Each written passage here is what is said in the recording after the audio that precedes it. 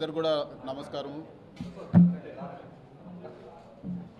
Election results వచ్చిన గత నెల రోజులుగా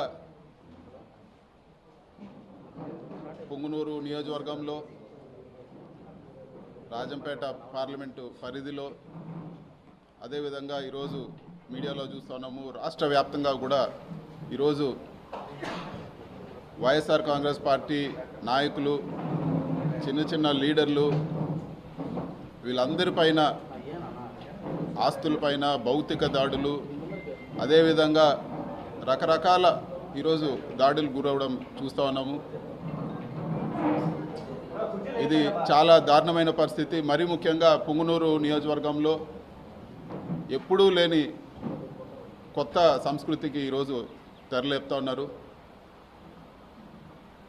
జేసీబీలు, ఎక్స్క్వేటర్లు తీసుకొచ్చి పేదోళ్ళు వాళ్ళు కష్టపడి వాళ్ళ జీవితాంతం సంపాదించి చిన్న చిన్న ఇల్లులు, చిన్న సింగిల్ బెడ్రూమ్ ఇల్లు, చిన్న ఇల్లులు కూడా అవన్నీ కూడా జేసీబీలతో కూల్చేయడము, వాళ్ళ ఆస్తులన్నీ కూడా ధ్వంసం చేయడము, ఎక్కడో ఫ్యాక్షన్ నియోజకవర్గాల్లో చేసినట్లు చెట్లు, మామిడి చెట్లు అన్నీ కూడా వందలాది మామిడి చెట్లు కాపుకొచ్చిన మామిడి చెట్లన్నీ కూడా నరికేయడము ఈరోజు పుంగనూరు నియోజకవర్గంలో కానీ కోడూరు నియోజకవర్గంలో కానీ ఇవన్నీ కూడా ఒక మంచి సంస్కృతి కాదని చెప్పి కూడా నేను తెలియజేస్తా ఉన్నాను.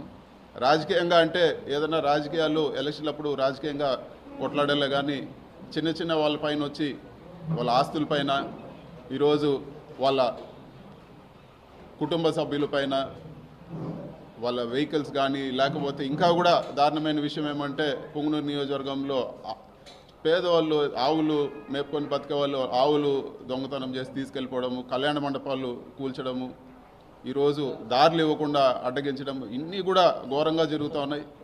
వీటన్నిటిని కూడా ఈరోజు పరామర్శించడానికి పోదామంటే కూడా ఈరోజు పోలీసులపైన ఒత్తిడి తీసుకొచ్చి హౌస్ అరెస్ట్ చేయడం జరిగింది. ఒక ఎంపీగా నా నియోజకవర్గంలో తిరగడానికి కూడా ఈరోజు నా నియోజకవర్గ ప్రజల్ని కలవడానికి కూడా ఈరోజు రెస్ట్రిక్షన్స్ పెట్టి తిరగనీయకుండా, ఇది వరకు షెడ్యూల్ పెట్టుకుంటే పోలీసు వారు ఇంకొన్ని రోజులు పోనీయండి సార్, ఎలక్షన్ అయింది ఇప్పుడే కొన్ని రోజులు పోనీయండి అని, మరి ఈరోజు కూడా హౌస్ అరెస్ట్ చేసి ఆపాల్సిన అవసరం ఏముందని చెప్పి కూడా నేను అడుగుతా ఉన్నాను. ఖచ్చితంగా ఇవన్నీ కూడా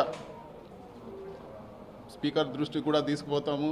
ఇవన్నీ కూడా నా కాన్స్టిట్యూషనల్ రైట్. ఒక ఎంపీగా నేను ప్రతి గడప, ప్రతి కార్యకర్త, ప్రతి నా దగ్గరకు వచ్చే ప్రతి ఒక్కరిని కూడా కలిసే అధికారం ఉంది.